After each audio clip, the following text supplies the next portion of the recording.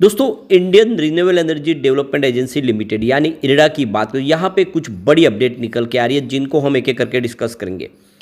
क्या इरडा आने वाले समय में वैसा ही शानदार रिटर्न दे सकता है जैसा इसने पहले दिया है?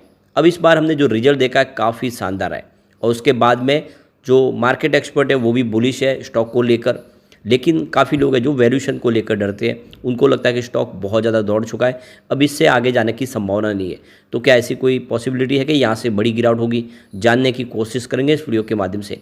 यहाँ पे ग्रीन एनर्जी सेक्टर को लेकर एक बहुत बड़ी गुड न्यूज है, एक माइलस्टोन अचीवमेंट किया है ग्रीन एनर्जी ने।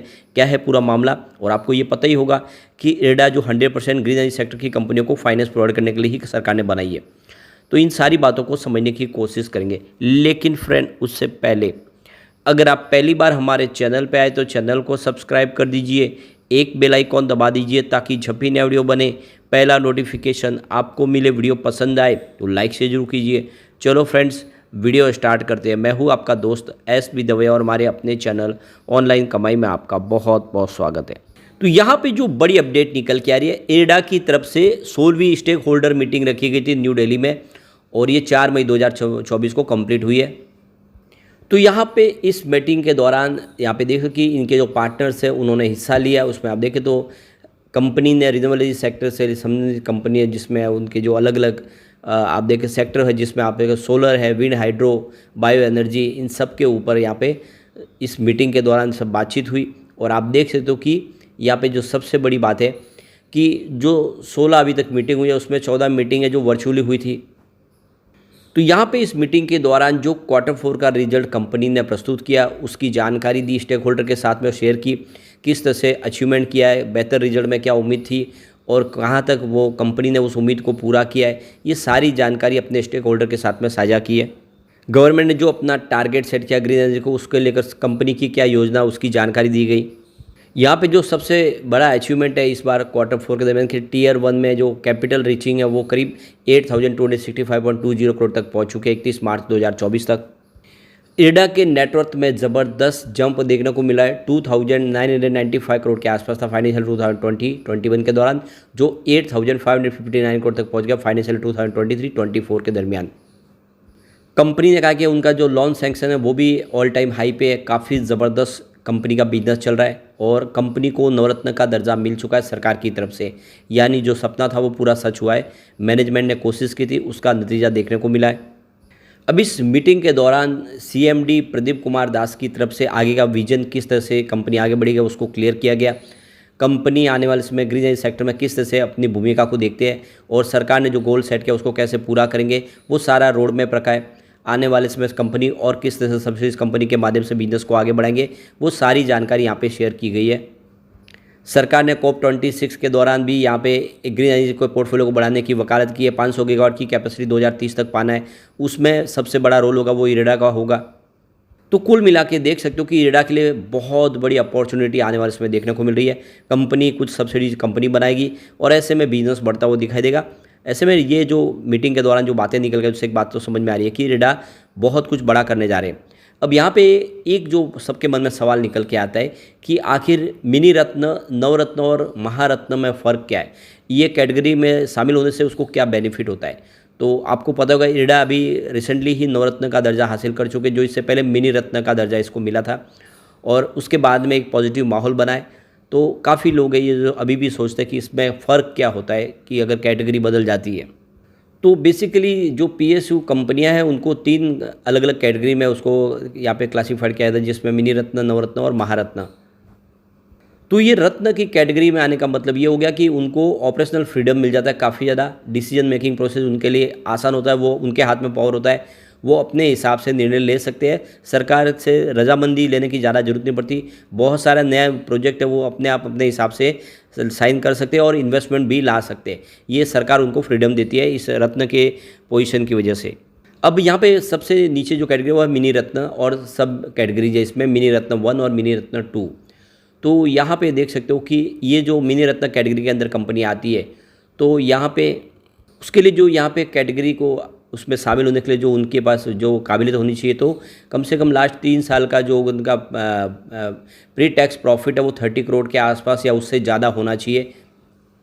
साथ में कंपनी की नेटवर्थ पॉजिटिव होनी चाहिए, तभी वो एलिजिबल होते हैं इस मिनी रत्न कैटेगरी में जाने के लिए।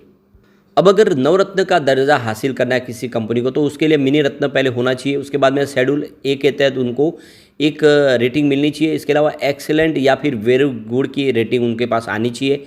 पिछले 3 सालों से या उस लास्ट 5 साल से उसकी जो रेटिंग है और वो रेटिंग बेहतर होनी चाहिए, और साथ में जो स्कोर है वो 60% या उससे ज़्यादा रहना चाहिए, तब जाके उस कैटेगरी के लिए वो एलिजिबल हो सकते हैं। तो इरिडा ने इस कैटेगरी को क्लियर किया, उन्होंने जो पैमाना था उस पैमाने पे वो खड़े होते, तब जाके उनको इस कैटेगरी के अंदर शामिल किया गया, यानी अब वो नवरत्न कंपनी बन चुकी है। अब महारत्न की बात करें तो ये सबसे ऊपर की कैटेगरी है। नवरत्न में शामिल होने के बाद भी देखें तो इनको बहुत ज़्यादा फ्रीडम मिल चुका है। अब वो ग्लोबल मार्केट में सब्सिडीज कंपनी भी बना पाएंगे, और यहाँ पर भी बहुत सारे प्रोजेक्ट है जो कम से कम 1000 करोड़ के ऊपर के प्रोजेक्ट है वो बिना सरकार की रजामंदी के कर पाएंगे। महारत्न के लिए और ज़्यादा छूट मिल जाती है।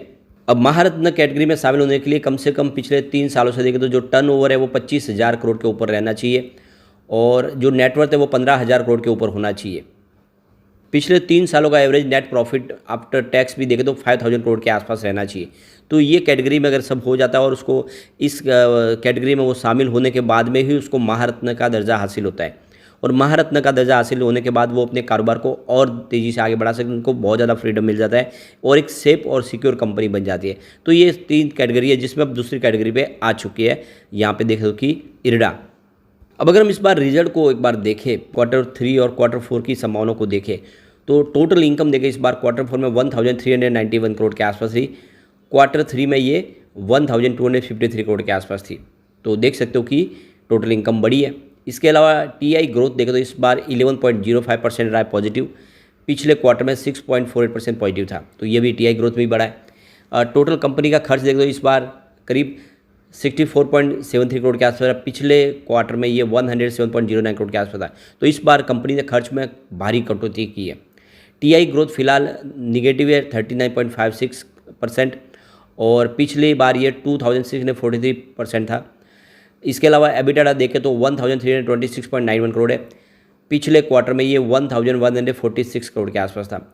एबिटाडा ग्रोथ देखें तो इस बार 15.78% है, जो पिछली बार 2.330% नेगेटिव था। पीएटी मार्जिन देखें तो इस बार 337.38 करोड़ के आसपास है। पिछले क्वार्टर में 335.54 करोड़ के आसपास था। पीएटी ग्रोथ इस बार 0.55% रहा है, और पिछले क्वार्टर में 17.84% के आसपास था पॉजिटिव। एबिटाडा मार्जिन देखें तो 95.35 करोड़ है परसेंटेज है, जो पिछले क्वार्टर में 91.45% था। नेट प्रॉफिट मार्जिन 24.24% है, पिछले क्वार्टर में 26.77% था।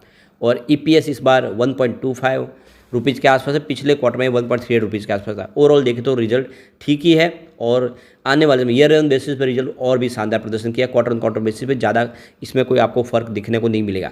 अब जो बड़ी गुंडी निकल के आ रही है, इस बार रिन्यूएबल सेक्टर ने एक माइलस्टोन अचीवमेंट किया है। 71% का योगदान इस बार रिन्यूएबल सेक्टर के माध्यम से हुआ हमारी ऊर्जा की जरूरत को पूरा करने में, और पहली बार जो कोल बेस्ड पावर प्लांट की इंस्टॉल कैपेसिटी वो 50% से नीचे उतरी है।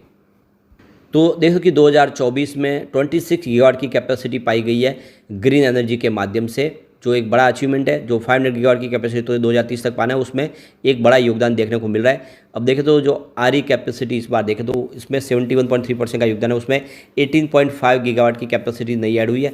जबकि यहाँ पे अगर आप देखें तो जो कोल बेस्ड पावर प्लांट की कैपेसिटी उसमें 22.1% की ही वृद्धि हुई है, यानी 5.7 गीगावाट कैपेसिटी नई कोल बेस्ड यहाँ पे प्लांट से माध्यम से बिजली एक्स्ट्रा ऐड हुई है। तो कुल मिला के इस बार जो बड़ा योगदान रहा है वो आरई का रहा है, यानी आने वाले समय ये जो बैलेंस यहाँ से बदलता हुआ दिखाई देगा, आरई का योगदान बढ़ेगा और धीरे धीरे कोल बेस्ड पावर प्लांट की कैपेसिटी कम होती जाएगी। तो 2017 के बाद पहली बार ऐसा हुआ है जब रिन्यूएबल एनर्जी की कैपेसिटी बढ़ी है, और ये बहुत बड़ा शुभ संकेत है। तो आने वाले समय जो सरकार का सपना है वो पूरा होता वो दिखाई देगा, और इसमें सबसे बड़ा बेनिफिट होगा रिन्यूएबल एनर्जी की ये फाइनेंस को प्रोवाइड करने वाली एनबीएफसी कंपनी इरिडा को, क्योंकि ग्रीन एनर्जी को ही फाइनेंस प्रोवाइड करने के लिए इस कंपनी का निर्माण किया गया है। ऐसे में जिस तरह से ये प्रोजेक्ट बढ़ेंगे इसको सीधा डायरेक्टली फ़ायदा होगा। तो लॉन्ग टर्म इन्वेस्टर के लिए बहुत अच्छा मौका है, खरीदारी करनी चाहिए। आने वाले समय ये आपको माला माल कर देगा। लेकिन फ्रेंड, कोई भी इन्वेस्टमेंट करने से पहले अपने फाइनेंशियल एडवाइस बड़े ले या अपना खुद का रिसर्च करें, क्योंकि मैंने वीडियो आपके एजुकेशनल पर्पज़ के लिए ही बनाया। वीडियो पसंद आए तो लाइक से जरूर कीजिए और चैनल को सब्सक्राइब कर दीजिए। Thank you friend.